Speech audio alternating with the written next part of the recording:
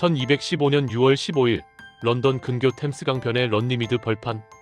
무장한 귀족들과 궁지에 몰린 국왕 존이 마주 앉았습니다.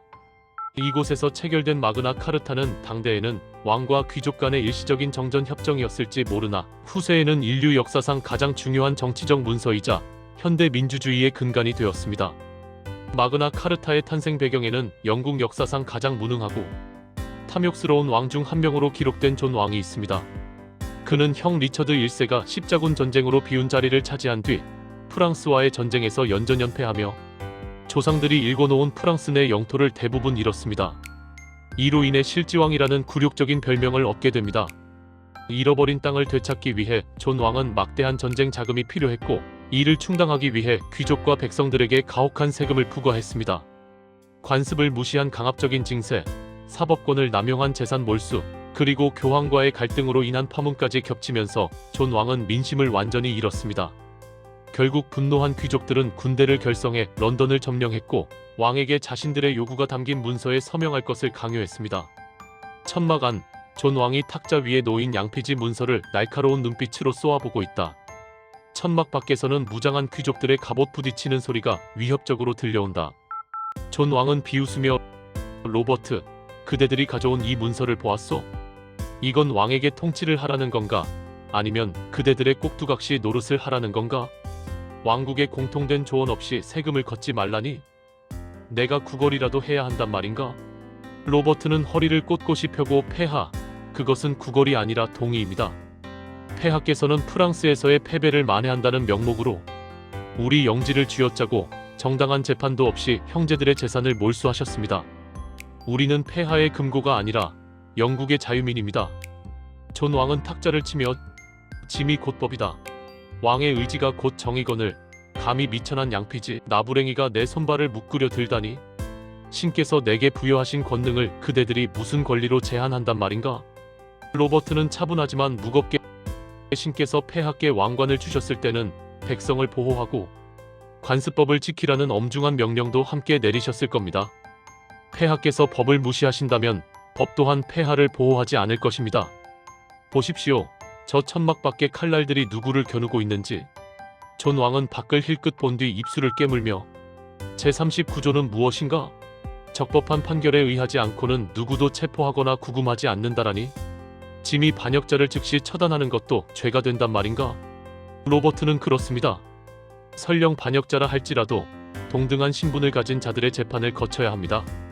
그것이 이 땅의 오랜 관습이며 우리가 오늘 이곳에 모인 이유입니다. 왕이라 할지라도 법의 테두리 안에서만 왕이십니다." 존 왕은 잠시 침묵하다가 기펜을 집어들며 중얼거린다. "법의 테두리라.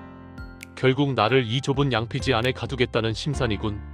로버트는 "가두는 것이 아니라 함께 살아가자는 제안입니다. 이 문서에 서명하신다면 우리는 다시 폐하의 충성스러운 신하로 돌아갈 것입니다. 하지만 거부하신다면 런던의 성문은 다시는 열리지 않을 것입니다." 존 왕은 분노를 사기며 인장을 찍는다. "좋다. 서명하지. 하지만 기억하라. 이 종이 한 장이 왕의 숨통을 조일 수는 있어도 왕의 피에 흐르는 권위까지 앗아가지는 못할 것이다." 로버트는 고개를 숙이며 "폐하, 오늘 찍으신 그 인장은 왕의 권위를 뺏는 것이 아니라 영국 역사에 정의라는 이름을 새기는 인장이 될 것입니다." 존 왕에게 마그나 카르타는 굴욕적인 항복 문서였지만 시민들에게는 권력도 약속을 지켜야 한다는 민주주의의 위대한 첫걸음이었습니다. 마그나 카르타는 총 63개 조항으로 구성되어 있습니다. 대부분은 당시 봉건 제도의 관습을 명문화한 것이었지만 그 안에는 시대를 관통하는 혁명적인 원칙들이 숨어 있었습니다. 제12조와 제14조에는 왕이 새로운 세금을 거두려면 왕국 전체의 공통된 조언을 구해야 한다고 명시했습니다. 이는 훗날 의회 정치의 시초가 되는 대표 없는 곳에 과세 없다는 원칙의 뿌리가 되었습니다.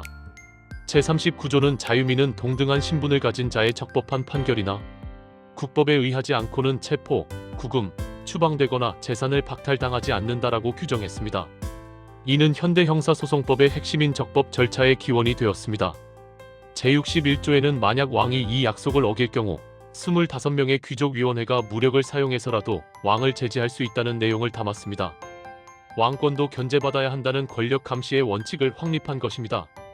마그나 카르타가 위대한 이유는 당시 지배적이었던 왕의 권력은 신으로부터 부여받은 것이기에 절대적이다라는 믿음을 깨뜨렸기 때문입니다.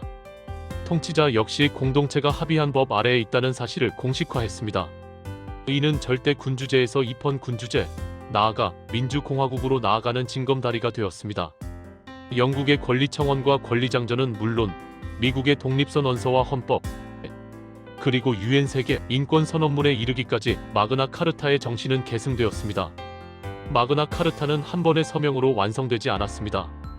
존 왕은 서명 직후 교황에게 호소해 이를 무효로 만들려 했고, 이후 수백 년간 영국인들은 왕이 바뀔 때마다 이 문서의 효력을 재확인하며 권리를 지켜냈습니다. 800년 전 런니미드에서 흐르던 긴장감은 오늘날 우리가 누리는 투표권, 언론의 자유, 그리고 공정한 재판을 받을 권리 안에 여전히 살아 숨쉬고 있습니다.